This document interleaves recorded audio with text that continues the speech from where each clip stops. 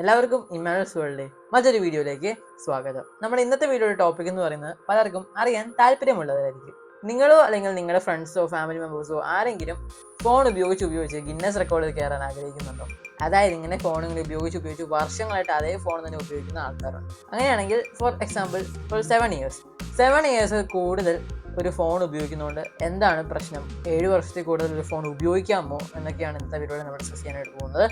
So start. അപ്പോൾ നിങ്ങളൊന്ന് ആലോചിച്ച് നോക്കുക, 7 വർഷങ്ങൾക്ക് മുമ്പ് നിങ്ങളുടെ ഫോൺ എന്ന് പറയുന്നത് ആ സമയത്ത് ഫ്ലാഗ്ഷിപ്പ് അല്ലെങ്കിൽ ആ സമയത്ത് വളരെ നല്ല ഒരു ഫോൺ ആയിരുന്നായിരിക്കും.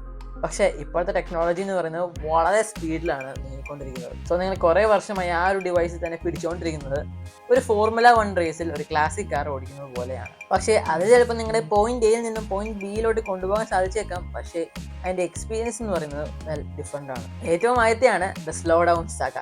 ഏറ്റവും നോട്ടീസബിൾ ആയിട്ടുള്ള ഇഷ്യൂ എന്ന് പറയുന്നത് സ്ലോ ഡൗണും അതിൻ്റെ ലാഗ് അതിൻ്റെ ഗ്ലിച്ചൊക്കെയാണ്. നിങ്ങൾ ഫോൺ മേടിച്ച സമയത്ത് ആ ഒരു സ്നാപ്പി ആയിട്ടുള്ള പെർഫോമൻസും വളരെ ഫാസ്റ്റ് ആയിട്ടുള്ള പെർഫോമൻസും എല്ലാം നിങ്ങൾ ഓർക്കുന്നുണ്ടോ? എന്താ സംഭവിക്കുന്നത് വെച്ചിട്ടുണ്ടെങ്കിൽ കമ്പനീസ് ഒറ്റ ഫോണിൽ തന്നെ ഇരിക്കാൻ അവർക്ക് സമയമില്ല. അവർ ഓരോ വർഷവും ഇങ്ങനെ ഫോൺ ഇറക്കിക്കൊണ്ടിരിക്കും.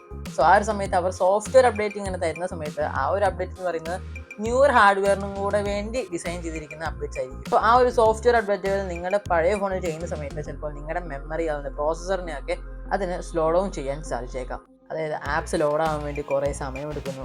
മൾട്ടി ടാസ്കിൻ്റെ കാര്യം പിന്നെ പറയണ്ട. സിമ്പിൾ ടാസ്ക് ചെയ്യാൻ പോലും നിങ്ങൾ മടുക്കുകയും ചെയ്യും. ഇത് ജസ്റ്റ് വോയിസ് മാത്രമല്ല കേട്ടോ, നിങ്ങളുടെ ഫോണിനകത്തുള്ള ആപ്സും കുറച്ച് ഡിമാൻഡിങ് ആവാൻ തുടങ്ങും. ചില ആപ്പുകൾ എന്ന് പറയുന്നത് നിങ്ങളുടെ ഫോണിനകത്തുള്ള ഓൾറെഡി ഉള്ള ഒരു പഴയ ഹാർഡ്വെയറിന് എഫിഷ്യൻ്റ് ആയിട്ട് പ്രൊവൈഡ് ചെയ്യാൻ പറ്റുന്ന റിസോഴ്സിനേക്കാളും കുറച്ചും കൂടെ കൂടുതൽ റിസോഴ്സസ് വേണം എന്ന് ഡിമാൻഡ് ചെയ്തേക്കാം. സോ അതും ഒരു പ്രശ്നമാണ്. സോ ആ ഒരു സമയത്ത് ചിലപ്പോൾ ഫോൺ ഓവർ ഹീറ്റ് ഒക്കെ ആയേക്കാം. അടുത്തതാണ് ഒരു ശോകം പിടിച്ച ബാറ്ററി ലൈഫ്. ഇതെല്ലാ മൊബൈൽ ഡിവൈസസിൻ്റെയും ഒരു യൂണിവേഴ്സൽ ട്രൂത്ത് ആണ് ബാറ്ററി ഹെൽത്ത് എന്ന് പറയുന്നത്. പക്ഷേ അത് ഇത്രയും 7 വർഷമൊക്കെ നമ്മൾ ഉപയോഗിക്കുന്നത് വഴി ബാറ്ററി ഹെൽത്ത് ഒക്കെ വളരെ കുറഞ്ഞു പോയേക്കാം. ലിഥിയം അയൺ ബാറ്ററീസ് ഓരോ സമയം കഴിയും തോറും ഡീഗ്രേഡ് ആയിക്കൊണ്ടിരിക്കും. സോ ആ ഒരു സമയത്ത് അതിന് ചാർജ് ഹോൾഡ് ചെയ്യാനുള്ള കപ്പാസിറ്റി കുറഞ്ഞു വരും. അതായത് നിങ്ങൾ ഫോൺ മേടിച്ച സമയത്ത് ഒറ്റ ചാർജ് തന്നെ ഒരു ദിവസം മൊത്തം കിട്ടുമെങ്കിൽ ചിലപ്പോൾ ഈ ഒരു സമയത്ത് നിങ്ങൾ ഫോൺ ചാർജ് ചെയ്യുകയാണെങ്കിൽ ചിലപ്പോൾ കുറച്ച് മണിക്കൂറൊക്കെ ആ ഒരു ഫോൺ നിൽക്കുകയുള്ളൂ. ആൻഡ് നിങ്ങളുടെ ഫോൺ എപ്പോഴും ചാർജുമായി കുത്തിയിട്ടോണ്ട് നടക്കേണ്ടി വരും. അതിനുള്ള നിങ്ങൾ എപ്പോഴും ചാർജ് കുത്താനുള്ള സ്ഥലം തിരഞ്ഞുകൊണ്ടിരിക്കും. അതെന്തിനാ പുതിയൊരു ഫോൺ എടുക്കാൻ ബാറ്ററി റീപ്ലേസ് ചെയ്താൽ പോലെ? അതൊരു ഓപ്ഷനാണ്. പക്ഷേ ഇത്രയും 7 കൊല്ലമൊക്കെ പഴക്കമുള്ള ആ ഒരു മോഡലിന് ജെനുവിൻ ആയിട്ടുള്ള പാർട്സ് കിട്ടാൻ ബുദ്ധിമുട്ടായിരിക്കും. ആൻഡ് ഓൾസോ അത് പുതിയൊരു ഡിവൈസുമായിട്ട് കമ്പയർ ചെയ്യുമ്പോൾ അത് ലാഭകരമല്ലായിരിക്കും. അടുത്തതാണ് സെക്യൂരിറ്റി അപ്ഡേറ്റ്സ്. ഇവിടെയാണ് കാര്യങ്ങൾ ഇത്രയും കൂടി സീരിയസ് ആവുന്നത്. ഇന്നത്തെ കാലത്ത് നമ്മുടെ പേഴ്സണൽ ഡാറ്റയെ ഹാക്കേഴ്സും പല മാൽവെയറിൽ നിന്ന് പ്രൊട്ടക്ട് ചെയ്യാൻ വേണ്ടി സെക്യൂരിറ്റി അപ്ഡേറ്റ്സ് എന്ന് പറയുന്നത് വളരെ ക്രൂഷ്യലാണ്. ആൻഡ് ഓൾസോ മാനുഫാക്ചേഴ്സ് ഓരോ ഫോൺ എടുക്കുന്ന സമയത്ത് അതിന് ഇന്ന വർഷത്തെ OS അപ്ഡേറ്റ്, ഇന്ന വർഷത്തെ സെക്യൂരിറ്റി അപ്ഡേറ്റ് എന്നൊക്കെ അവർ പ്രോമിസ് ചെയ്യും. പക്ഷേ 7 വർഷത്തിൽ കൂടുതലൊക്കെ പ്രോമിസ് ചെയ്യുന്ന ബ്രാൻഡ് ഇപ്പോൾ എൻ്റെ അറിവിൽ ഇല്ല. ആൻഡ് ആക്ച്വലി 7 വർഷങ്ങളൊക്കെ കഴിഞ്ഞിട്ട് ഒരു മാനുഫാക്ചേഴ്സും സെക്യൂരിറ്റി അപ്ഡേറ്റ്സ് ഒന്നും പ്രൊവൈഡ് ചെയ്യുന്നില്ല. സോ ആ ഒരു സമയത്ത് ഈ ഒരു പഴയ ഫോണുകളൊന്നും അപ്ഡേറ്റ് കിട്ടാണ്ടാവും.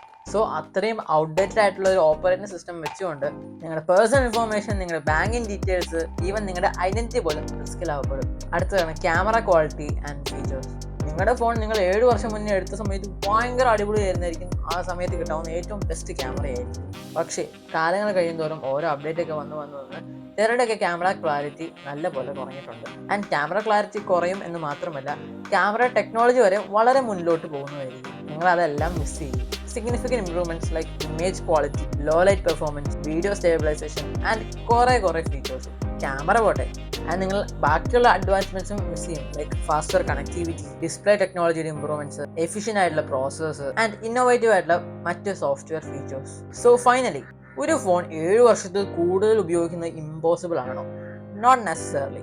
കാരണം നിങ്ങളുടെ ആവശ്യങ്ങൾ എന്ന് പറയുന്നത് വളരെ ബേസിക് ആണ്. ആൻഡ് സെക്യൂരിറ്റിനെ പറ്റി നിങ്ങൾ ഭയങ്കര എക്സ്ട്രീംലി കോഷ്യസ് ആണ് എങ്കിൽ നിങ്ങൾക്ക് വേണമെങ്കിൽ അത് ഉപയോഗിച്ചുകൊണ്ട് പോകാവുന്നതേ ഉള്ളൂ. പക്ഷേ നിങ്ങളുടെ performance, battery life, security and modern ആയിട്ടുള്ള ഫീച്ചേഴ്സ് ഇതെല്ലാം നിങ്ങൾ മിസ് ചെയ്യും.